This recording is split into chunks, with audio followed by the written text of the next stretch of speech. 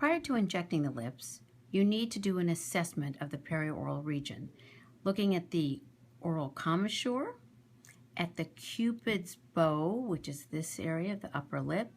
This is the cupid's peak, the philtral column, the ergotrid to check for the barcode wrinkles on the upper lip, and then very importantly to look at the balance between the upper lip and the lower lip. If you'd like to do an actual assessment of that, if you open your mouth just slightly, we can measure the upper lip from the wet-dry line to the top of the upper lip. And if this is 1, then in order to be in phi would be 1 to 1.618. And that would be a proper balance between the upper lip and the lower lip. You also have the patient turn to the side so you can look at the lateral lip projection. All that needs to be assessed prior to doing the injection. Now, my product of choice is to use Juvederm for lip enhancement or actual augmentation. For augmentation, it's Juvederm Ultra mixed with 0.2 cc's of lidocaine with epinephrine blended together.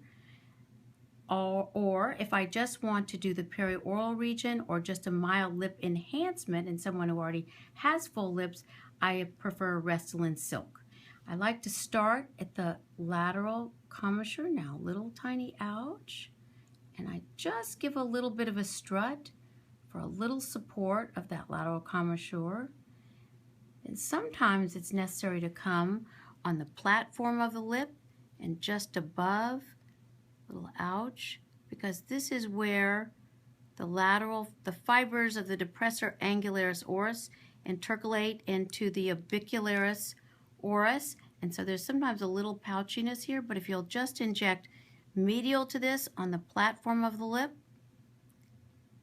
Now next, if you'll open your mouth, I prefer to inject the wet-dry line for lip augmentation as opposed to the white roll, because I don't like that duck look and she has no lines in the ergotrid. I'm going to come right and just a little ouch. Now we know the upper lip has 3 tubercles, and I'm just slowly antegrade, giving volume very slowly. I think the speed of injection is most important. Then I'll come up to the G-cline point just to give a little tweak here to the G-cline point, and I always do that prior to filling the philtral column. We know that this is a bit of an angle. We want it to taper at the base of the nose and be a little wider as it comes down to the G-cline point. Just a little tiny ouch. The nice thing is this has lidocaine with epinephrine mixed, so I don't find that I get quite as much bruising. A little splay just as I come to the G-cline point. And you don't want to over accentuate that, but just a little embellishment of that nice leaning philtral column. I don't like to use blocks because I think the block distorts the lip. Now open for me, please. Again, I'm going to come down to the wet-dry line and start laterally, little ouch, and go very slowly along the wet-dry line and come, and if I go into this area, I've already got a little anesthesia. I've tried 1-inch needles, but I really feel my finesse is still the best with this 1/2-inch 30-gauge needle. All right. Sometimes I like to come back and do just a little bit of molding.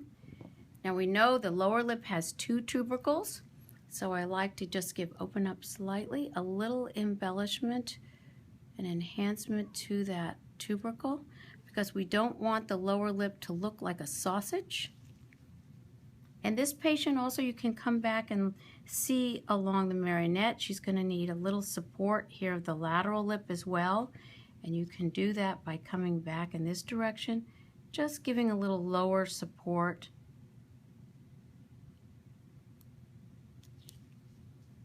And I want to enhance this upper lip tubercle. It's always important to let the patient see the lips before using the last little bit of product, because the last thing you want that patient to do is say, oh, I thought one side's slightly larger than the other. You want to be able to make sure you do your final touch-up prior to using that last little bit of product.